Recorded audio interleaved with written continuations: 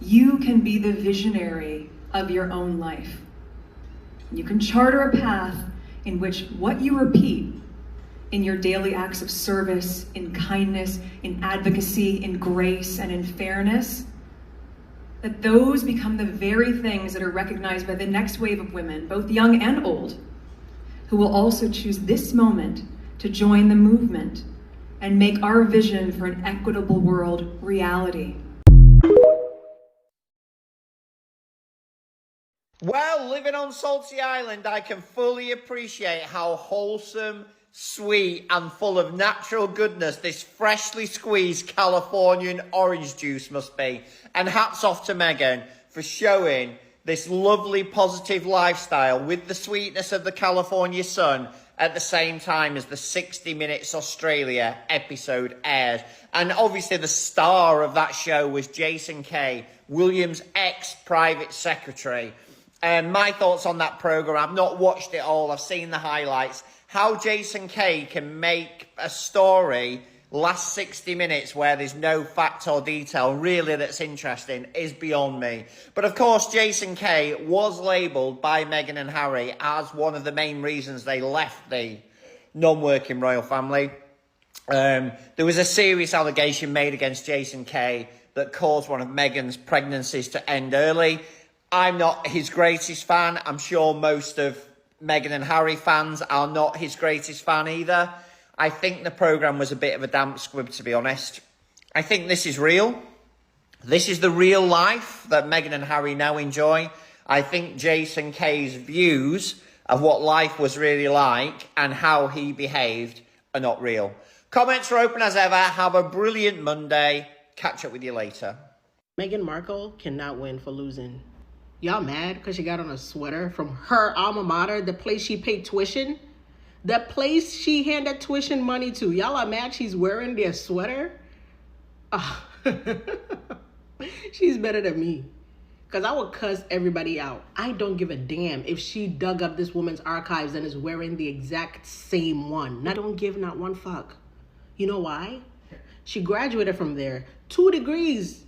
I don't even care she didn't graduate. I don't even care she was there for a semester. That's her spot. She could wear whatever Northwestern gear she wants to wear, whether or not Princess Diana wore it before. Meghan Markle makes sweet nod to Princess Diana in Northwestern sweatshirt. Somebody actually made this tweet. Meghan found a new place to cosplay Diana. Her stories on IG are now her new backgrid. Clown emoji. Excuse. Meghan, 43, attended the university from 1999 to 2003. She graduated with a double major in theater and international relations. If you hate Meghan, just say you hate her. But to say she's trying to cosplay this lady is crazy. I went to Norwich University. I don't care if there is a picture of my mother-in-law who's passed with a Norwich University sweater on from back in the days. I'm wearing it if I want to. Matter of fact, if she got it, give it to me out the archives. I want it. It's vintage.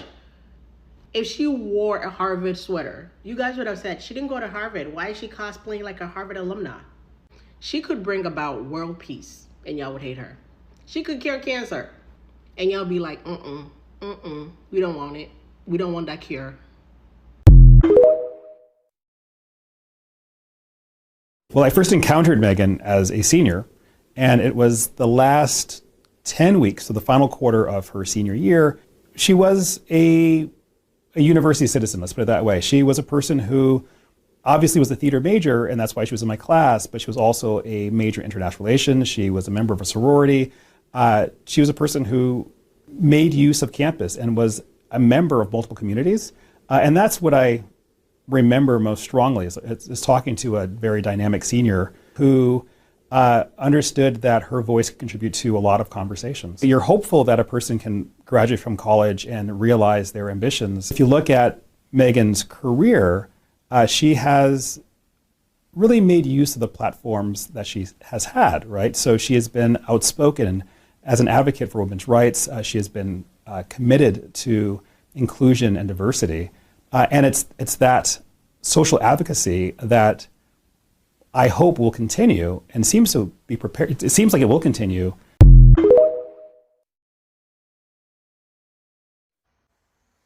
So Meghan Markle just dropped a casual video in which she was wearing a purple Northwestern sweatshirt. The same university she attended, and interestingly, the same look Princess Diana once wore on her way to the gym. And guess what? The trolls are once again foaming at the mouth. But while they're busy raging, let's break down this particular powerful business move on Meghan's part. Number one, brand consistency equals influence. Luxury brands actually thrive on being consistent with their branding. And Meghan didn't just throw on a random sweatshirt. She made sure to let people know, this is part of my brand identity. I went to this university. I have every right to wear this sweatshirt. And by doing that, one, she's reintroducing herself again to us to say, remember, I went to that university, so nostalgia. Number two, she is also sparking conversation because she knew you were going to talk about her, so you might as well make it worth her while. So now you're talking about the sweatshirt, giving her free PR and marketing. Love it. Secondly, the iconic association equals free press. And this is how branding works. Now that we're talking about her wearing the same sweatshirt as Princess Diana, we are beginning to make those shifts in our minds. Yes, some people are raging, oh my God, she's doing this and she's doing that. But hey, that comparison is working brilliantly in her favor. For example, Chanel, they constantly tie themselves to iconic images of Audrey Hepburn and Audrey Hepburn's legacy. Rolex always aligns itself to James Bond, and Meghan's look, that is a nod to legacy, to nostalgia, and to heritage. And the lesson there is that she is building her brand by using icons, tapping into legacy. Brilliant. I love it. The third thing is that controversy sells as long as you control it. So some people, for example, we've seen examples of brands like Balenciaga when they did that disgusting, awful thing and everybody called them out on it, and how they're still functioning is beyond me. But we know that Hermes, for example, they use exclusivity and gatekeeping. And whenever there's a video about an Hermes bag dropping or whatever, people avidly watch it because they've controlled access to such information about such bags. As for Meghan, she is letting the haters do her marketing for free, because whether she's visible or not visible, you're still going to talk about her. So she is now directing you to something specific for you to talk about. And I think it's a masterclass of branding, nostalgia, and strategy. So, are you building your own brand, or are you busy bashing somebody else's?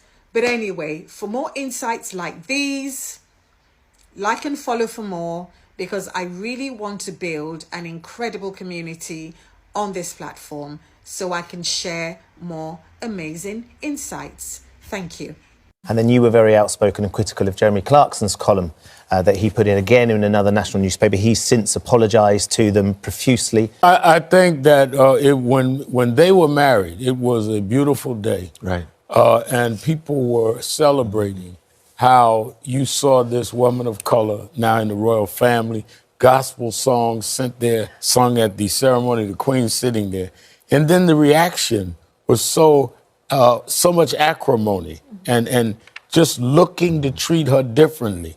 And people, whether you're in the UK or around the world, that was always treated differently, understood what Meghan was going through. It was somebody black working in the C-suites for the first time, and they treat you differently. The kind of mean-spirited article this guy wrote for no reason, drag her through the streets and all. Yeah, fine, you can apologize, and many of us have said things not at that level that we could apologize for, but what makes you feel that you can say that in the first place?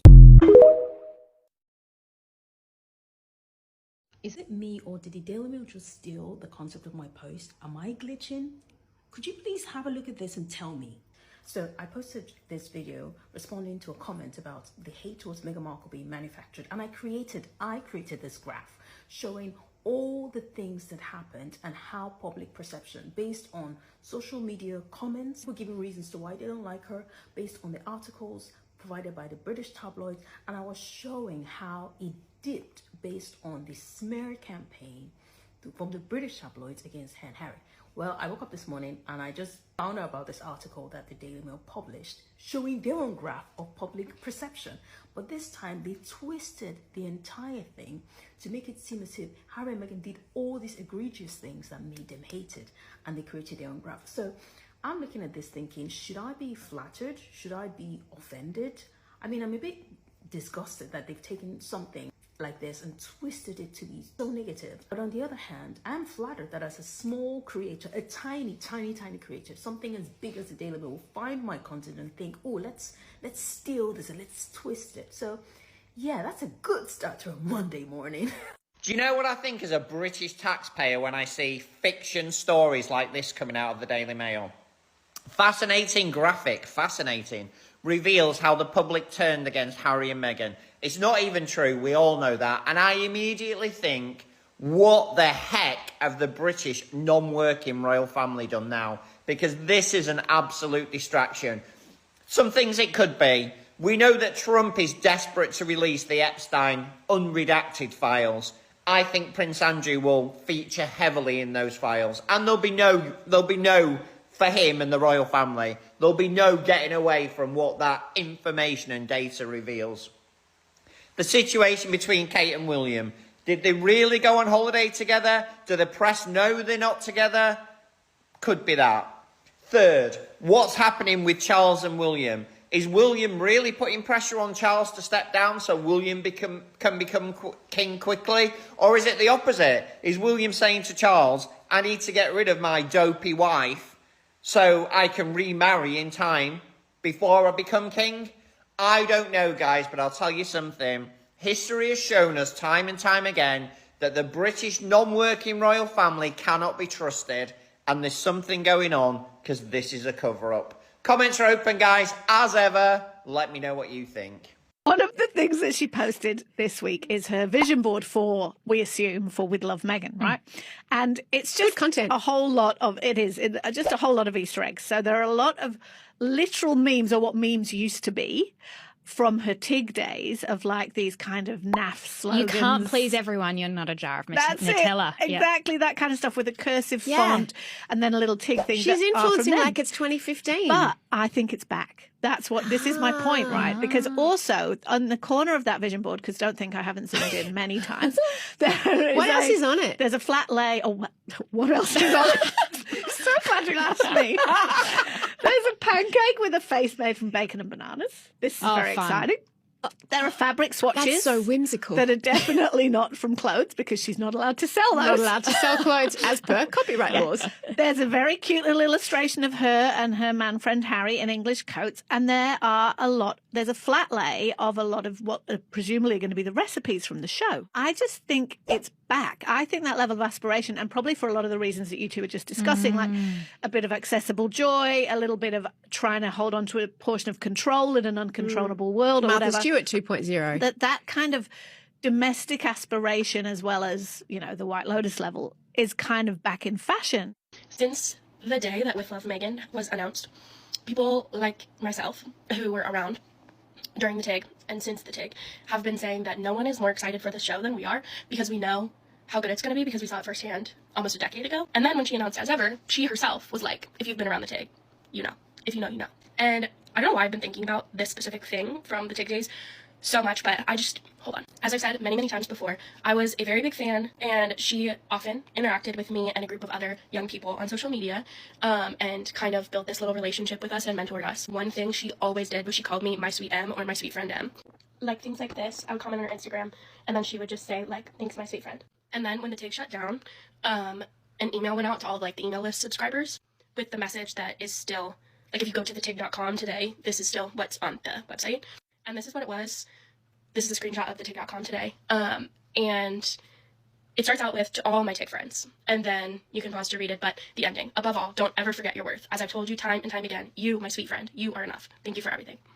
And I will move myself now to show you that that is a photo of me and her when we met. And I don't have that picture. That's from her phone. And ever since I was 17 and I read that, I have always felt like she was talking to me, but not just to me, but to everyone like myself who has been around since the beginning and who knows and who has been watching and waiting for the real, authentic Meghan to be safe to come back out. And now that we know about As Ever, I'm just so excited to see what this new, like, reimagined version of the TIG is going to be, because the TIG was everything.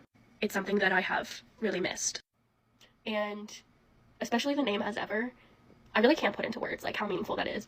I feel like it really speaks to the way that the past lives inside of each and every one of us, because I know that that's the truth for me, especially with everything that I learned from the TIG. It's really inspired me to do a lot of the things that I've done in my life. So yeah, that's just me being very excited. For somebody who is mean to Meghan Markle, I automatically think less of your ability to consume media critically. Heavy on me judging your media literacy skills based on how you feel about Meghan Markle, because what do you mean there's just something about her that you don't like and you're not willing to take the time to do your own research, or your research comes from reading headlines or listening to a blonde-haired podcaster talk about her. And this is not me saying that you have to love her or that everything printed about her is a lie, but there's a huge difference between not liking someone and not engaging with their content and spreading hateful information about them online. Because that's what happens with Meghan Markle haters. They are in a bubble and they feel empowered to share this hateful rhetoric. Let's talk about this. Why is Meghan selling products? Why are she and Harry making all of these business deals with Netflix and Spotify? You claim it's for money that she does not need, and I very much disagree. They do need money, desperately, because their home, which they need to have a certain degree of privacy around, and their security are incredibly expensive. And unlike other royals, they are not taxpayer funded. And that was a choice that they initially made. They chose to stop being taxpayer funded before they left the family. But that means that they are doing it all on their own. And you're right, they have inherited some wealth from Diana and from the royal family. I do not doubt that some of the money that Harry in particular has inherited is the result of colonization and imperialism and oppression. Meghan got most of her money from acting. But they absolutely do need money. They absolutely do need to be making these deals, because they are going to have to fund their own home and security for the foreseeable future. This person claimed that Meghan Markle lied about not knowing who Prince Harry was, which I can't find any evidence that Meghan Markle ever said that. She said that she didn't Google him, and I believe that. And I will make a video going through that claim later. But people commented back and they said she never said that she didn't know who he was. She said that she didn't do an internet search of him. To which this person finally responds, okay, that's one lie debunked, and then follows it up with this. It's not my lie, it was in the media. Okay, first of all, it wasn't. I cannot find any outlet that reported that Meghan Markle said that she did not know who Prince Harry was. I'm sure that at some point Daily Mail ran some headline that was very similar to that after she said that she hadn't Googled him. And we know they ran a whole bunch of articles about her not knowing who the royals were, and she really loved Princess Diana, and she's standing outside of Buckingham Palace as a teenager, and this is my point. You have been in my comment section for days on all of my videos spewing vitriol about this woman, and then you say, oh, well, that's one lie debunked after your claim is very easily disproved. And then you say, but it wasn't me, it was the media. We know it's the media. That was my point from the very beginning. If you believe the lies about Meghan Markle, which you acknowledge this is not true, if you believe those lies, you have fallen for the media propaganda that was designed to make you hate her. And what's really frustrating about this is that this is not going to in any way make this person question any of the other lies that have been told about Meghan Markle. They're going to go on with their day and say, oh, well, that one wasn't right, but she's still a bitch, she's still conniving, she's still a liar, she's still manipulative, even though they were just proved wrong about this particular lie that they claim she told. Guys, so as many of you know, I just got back from New York yesterday, and when I came home, there was a package waiting for me. You will never believe what I got. Okay, but like, why am I actually obsessed? The fact that Meghan came into the royal family and this was her first engagement, y'all know some people are still working on their first engagements. But anyways, it looks so incredibly gorgeous. I love it. HRH, the Duchess of Sussex. I mean, she was cooking, literally. I mean, it's literally so beautiful. Like, look at just some of the, like, photography inside of it. Like, are you kidding me? Open a restaurant, Meghan. Please. I mean, wow. Wow. And the fact that this was all work for the Grenfell Tower tragedy, like, how incredible is she? And I mean, obviously, like I said, the photography is beautiful. I think I'm gonna find something I really like in here, like just this first one. Like, I'm literally gonna buy these ingredients and make this because it looks amazing. Anyways, this is definitely one of the best things I've ever gotten in my life. I will literally cherish it forever, and maybe if I ever meet Meghan, she'll sign it for me. I'm just obsessed. It's by Georgia O'Keeffe, and it's "I've already settled it for myself, so flattery and criticism go down the same drain, and I am quite free." And the moment that you are able to be liberated from all of these other opinions of what you know to be true, then I think it's very easy to just live with truth and live with authenticity, and that's how I choose to move through the world. I didn't sit down and write anything, and I didn't ask anyone for help with how I should word this. I was just in tears thinking about it, and I was explaining to my husband why I thought that it was so heartbreaking, certainly for me, to be back in Los Angeles and it feeling so reminiscent to the state of Los Angeles with the riots after the Rodney King beating. And so for these girls to be graduating from high school, which should be a very celebratory time, to be plagued with that unrest felt troubling to me. So I just spoke from the heart. It often what ends up being inflammatory, it seems, is people's interpretation of it. But if you listen to what I actually say, it's not controversial. Oh my goodness, the work that they do at Children's Hospital LA is otherworldly. And I think from my standpoint as a mother, no one wants to have to be in a position where you need to go to a place like this. But if you have to, the best place in the world you could go would be Children's Hospital LA. And I have close friends who still have their children there going through treatments, either from high school, close mom friends now that are having their children really have that experience. But the staff is incredible, and the amount of work that they do for families that really could not afford this level of care is something that I think should never be overlooked. So I'm just grateful for everything they do. Happy to be here to support. Dehumanization is the process of slowly moving people out. So here's a group of people that we want to harm. It's a group of people that we hate, a group of people that a leader has told us, here, this tea right here is the cause of all your pain and suffering. So we hate these people and we want to hurt them and we want to see them diminished. But they're within this moral protective zone that we have as humans. So slowly over time, we start using words and images of them that dehumanize them, that move them slowly and slowly and slowly into what we call moral exclusion. They no longer are protected by what we believe is human basic rights. What's happening in our country right now, we are slowly allowing ourselves to start using dehumanizing language to describe people with whom we disagree. Yes. And when we use dehumanizing language, it says much more about us than the people that we're railing against. And I think, honestly, it chips away at our soul.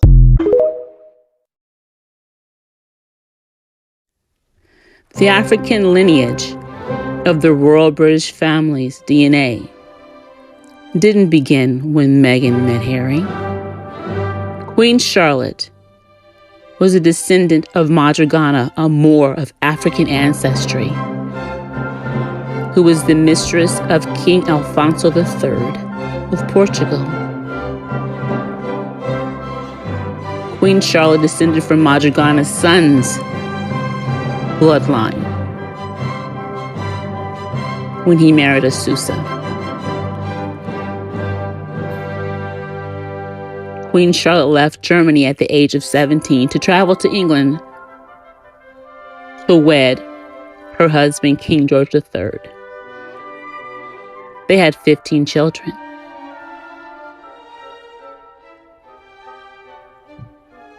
Meghan and Harry were wed on Queen Charlotte's birthday, May the 19th, in St. George's Chapels on the ground of Windsor Castle, the same chapel in which Queen Charlotte's funeral and repast was held. Queen Charlotte is buried down the main aisle that Meghan walked down in order to wed Harry. These are no coincidences. Queen Charlotte of England was the first royal of African ancestry of the British Empire. Charlottesville in America is named after her. Queen Charlotte.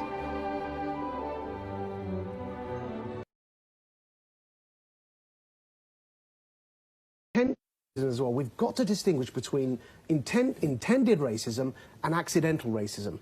Otherwise, we don't give people the chance to redeem themselves. If everything is racist, whether you intended it or not, then there's no forgiveness. There's no redemption and there's no apology. The concept of forgiveness. There's no apology. Why apologize if you're guilty anyway? Then that's it. You can't change it. You know, and you know, it's... Do you not accept that? I mean, you're sitting back and I get you're upset. I'm ready to speak. I haven't had a chance to come in. In response to your question, Carol, you know, my issue is that everybody makes the person who does the racist thing the victim. So you're asking, is it right that he was sacked? Greg's saying he's a nice guy, he's going to lose his job. You know, how is he the victim in this scenario? This is a pregnant woman who had to arrange new levels of protection because of the amount of racist abuse she was receiving, which escalated when she announced she was pregnant. She's always had racist abuse, but when she announced her pregnancy, it multiplied because there is so much toxic racism in our society. It's not Danny Baker's fault. That's not Danny Baker's fault, but what is Danny Baker's fault is that he did something which was so offensive that when I first saw it, I actually thought it was a prank. I just thought nobody who the BBC gives a platform could be stupid enough to say this and not intend it to be racist, because it is one of, and we could talk about unintended racism or microaggressions, this is none of those. This is the most blatant, clear-cut example of racism. It's that generations of people have recognised this as an overtly racist trope. Within people's lifetimes, black people were still being compared to monkeys and dehumanised regularly. So the sacking is right, you So think? I'm not interested in him. I'm not interested in him or what happens to him. By the way, he's already done a show which was more successful than his previous shows since he's been sacked. So if you're worried about his career, then I suspect no one's worried about there's no his reason career to. per I'm se. not interested What in we're him. I'm talking- worried about the millions of black people who regularly live with this kind of abuse and then have to be in spaces like this where everybody denies it's a problem. That is something that I could not feel more strongly about, and I'm living it right now in this conversation. It's not good enough. Hello, my people. Lady Roz here. How y'all doing? All my new subscribers, you're welcome, and my returning subscribers, y'all know I love you. The weather kind of doesn't look too bad today, huh? Yeah. Guys, the Heritage Racist Foundation.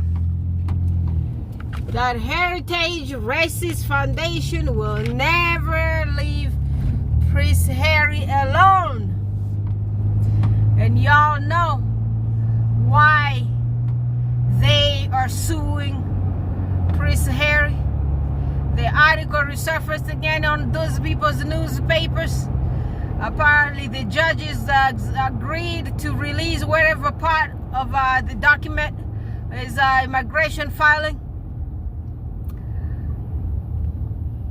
And without violating their law. And I do not know if that's even also necessary.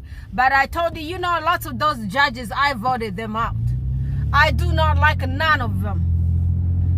Yeah, you know, majority of these white judges you see out there, they are always against the black people. They are always locking us up. I do not like them. Well, I like the one who gave me divorce. That one was a white female. You know, white females think differently, and white men think differently. They think maybe we competitors. We competing with them. Black women are actually competing with them. Because the authority that is black women, these white men weak white men can't take it. You know? We have good white men around here, smart doctors, the ones I work with, very respectful people, very good, nice, beautiful human beings who are out here helping others. But the weak white men, the racist ones, those are the ones I'm talking about here. Those ones with low testosterone like Piers Morgan. Yeah, those ones, they're lacking something on their bodies. And that makes them like being threatened by the strength of black women. So they're just being threatened by Meghan Markle, a little girl. You know, those men who are fighting with Meghan, they are in their 60s. Yeah, they are Meghan's fathers fighting with Meghan. Meghan's mothers, those Angela Latrine. Look at the people fighting with the person that they could have given birth to. But I tell you, the power that God did put in that black woman and all of us out here, it just intimidates some people. It intimidates those bunch of racist nonsense men with low testosterone. And if you look at the size of whatever they got down there, that's exactly why they're being intimidated by us. Yeah. They just can't leave this alone, can they? I mean, you know one thing, I'm going to tell you for sure, if Prince Harry was married to a white woman, it doesn't matter if the woman was from the UK or from America, or she was an American actress, white one, nothing like this could have been happening out here. Nobody would follow him for anything that he did. And we all know the allegations about those drugs came from Kyle Miller. That lady there, the bee, that queen mistress, queen escort, that one. The rat. She came up with all those lies about this kid. This kid was experimenting with all the drinking like all the little kids do, like a experiment. And you know, in Europe, when you're turning 15, they will give you that alcohol in your family. You don't even need to go out to drink that alcohol. And that kid was broken with everything that they did to his mother. And they were expecting that kid to behave a certain way when he was that little teenager. Most of young kids I know out here did sit down there try to drink alcohol. The ones who did not try to do that were someone like me with a structured family, with both my parents when I was that little teenager. And when the tragedy happened to my parents, I was in the hands of good people who kind of raised me, took care of me. But meanwhile, Prince Harry was locked in those mansions with those devils around there, selling all the stories about him. Those people, y'all call them nannies, I don't know, whatever, guardians or whatever y'all call them.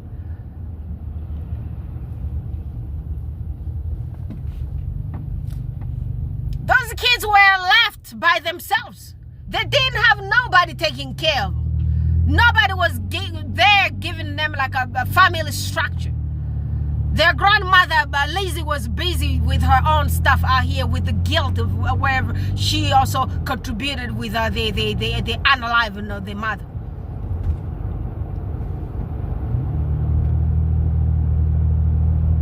All of them contributed in this mess together. What do you expect from a kid that is traumatized to the core? He wasn't doing no damn drugs. He was just drinking like all them little kids be drinking around that damn Europe. Drive around Europe. Drive around homes in Europe.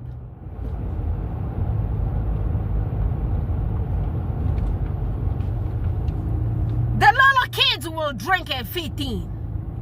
It's not like here people wait until you 21 and give you some kind of alcohol. Them little kids in Europe are not alcoholics. They just experiment with whatever with drinking, because the older people are all drinking. People in Europe actually eat and drink alcohol every single day. They drink wine. And they don't really sit down there binge drink like people do drink in this country here. You know why people binge drink in this country? Is because you all wait too long to give kids that them bottles. So there was nothing out of ordinary. And this queen mistress came with all the bullshit to cover her cheating on pokeballs. And I don't really believe her and pokeballs were in a really loving marriage. I believe they were both covering for Charlie Boy. I believe that David Boy, the Kyle Miller's first child, belonged to that pokeball, and the second one I believe belonged to Charlie Boy. They were all doing what their infidelity. Those are filthy, terrible, dirty. Let me leave it there. Let me keep those words in my mouth. Terrible, terrible people. You cheating out here. You doing all the terrible stuff, adultery, and you gotta take somebody's child, throw them under the bus, throw them to the wolves, to the tabloids, creating stories about a detox and all those nonsense. That kid has never been into no damn detox. Y'all saw the tabloids came out here. They came and confessed. All this story was created by this Kyle Miller lady.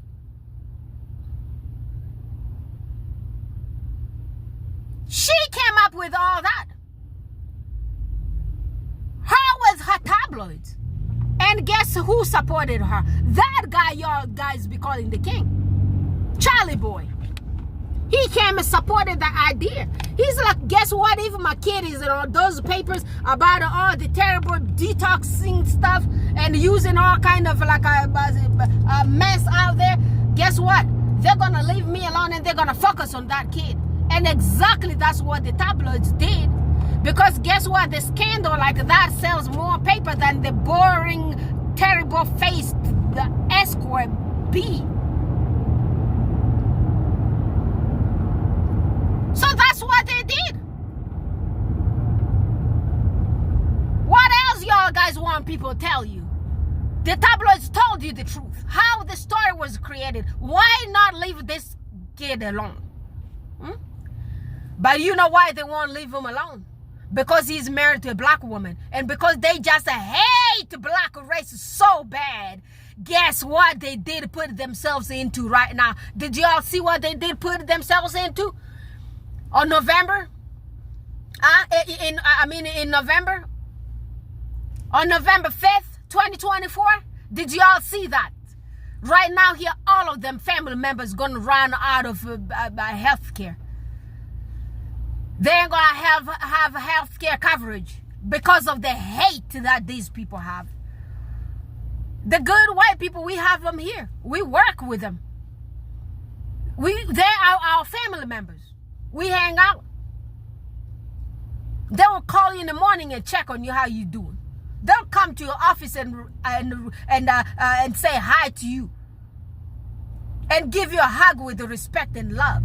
Those are the good white people that God blessed, and those people should sit around here and hang around everybody because all they're doing out here is unifying all of us.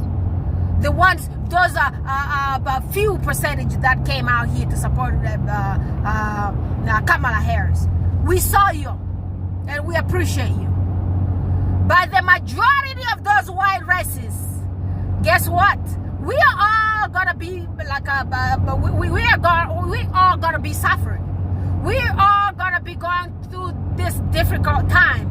But who's gonna go through the most difficult time? Most of those uneducated ones. Uneducated, heinous, hateful, inbred, nonsense people. I mean, look at them. Look at where the hate took them. And who brought them into this mess? The same exact Heritage Foundation. The same Heritage Foundation that is fighting against Prince Harry's immigration records. Because he's married to a black woman. The same Heritage Foundation wrote the Project 2025, and right now they're dragging all these racist white people down to them.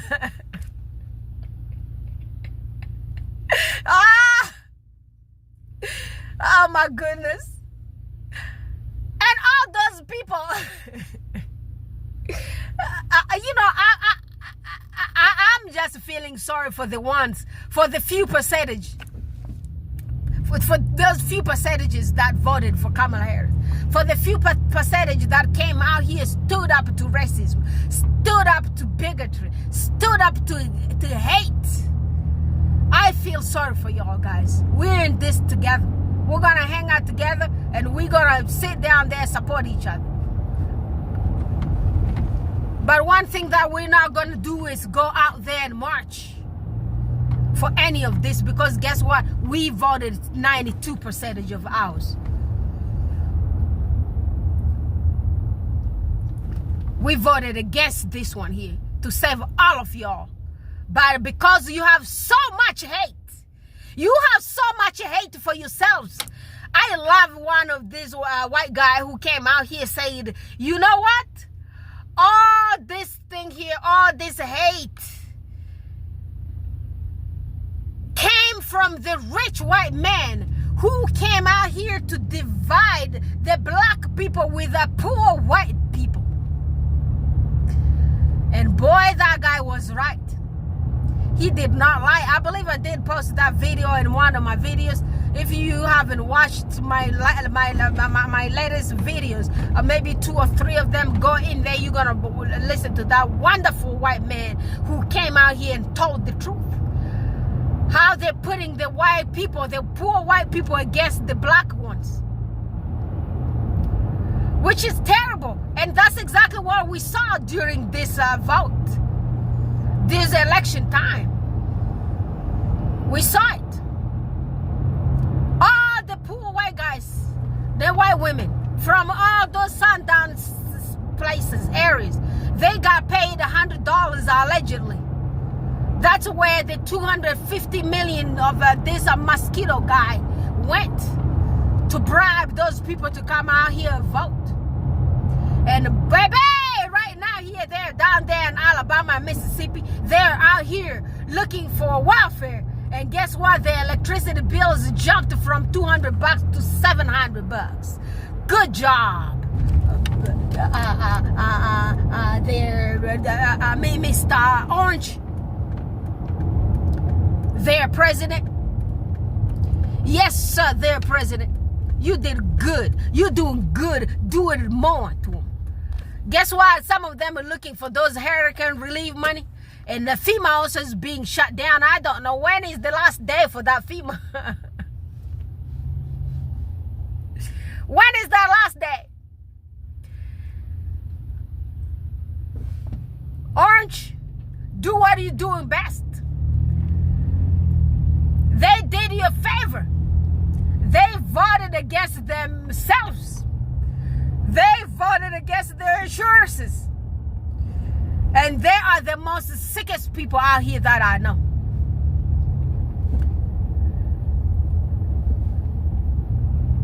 And you know, hate will just land you bad health. And look at all those terrible racists. Those are they so-called the white nationalists. The religious, they talk about Jesus, but they don't even stand by what Jesus really preached out here. Everything they do is against that Jesus. Everything they stand for is against what Jesus preached. I read all those books of Roman, all those other books of John, all those books of Peter, all those books of Matthew. Look at those books.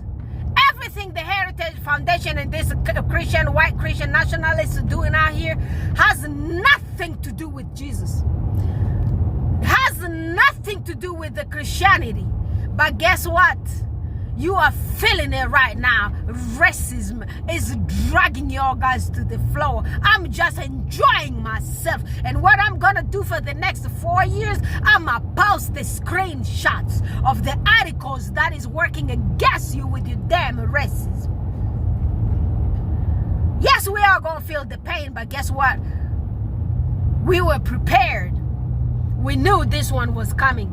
Y'all didn't know. You know when you get surprised? When you get the surprise of your life? The surprise! coming from your hate. You're like, well, it can't be this way. MAGA can't be punished. Heritage Foundation can't be, the members can't be out of jobs. Oh my goodness, this is impossible. Somebody need to do something. Karma is a bitch. Karma, anti-karma, come visit all of them one by one. And the cut to Medicaid is coming up next, I believe, somewhere in March. We're not happy about it. But guess what?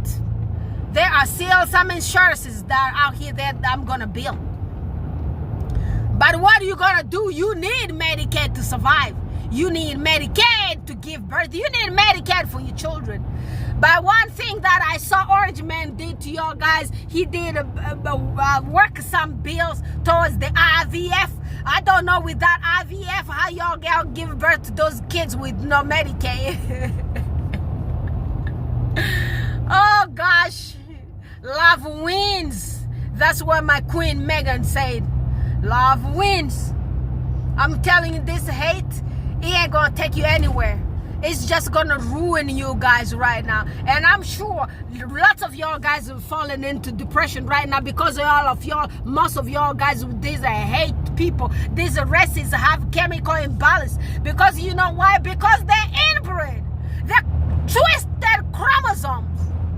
You know those twisted chromosomes? They don't do you any favor. They bring all the emotion dysregulation in your damn brain, in your medulla oblongata. I'm telling you, don't be telling me say some kind of words at this time here. Yeah, the medulla oblongata, yes, I say that. Guys, I'm gonna leave this right here. Please subscribe to Isabella Beck's channel. Subscribe to my brother Baron's channel. Subscribe to all the success-friendly channels. Remember the queen who went and reported me to YouTube said she did that by mistake because she thought some kind of derangers were using her video. But a bad thing, queen, I did not even use your video. That video was made by Meghan Markle on Valentine's Day. It was not your video. I actually do make videos. Y'all guys do actually see my face here. Y'all guys need to give me some credit because I sit down here and make videos and talk, okay? So y'all need to give me credit for that. And as queens and kings of the Success Squad, stop reporting videos. Yeah, before you report it, be thorough. Stop working like derangers. We are smart people out here. Look at what you're doing before you take any actions. Do not take some actions and then regret later. You know, I fight. Yes, I'm not one of those weak sisters y'all guys be messing around with. If you start some kind of fight, I will fight you and you gonna run away and you gonna regret why you even tried me. Don't try me. Yeah, this is warning. Yeah, don't try me because you know what? I am a fighter.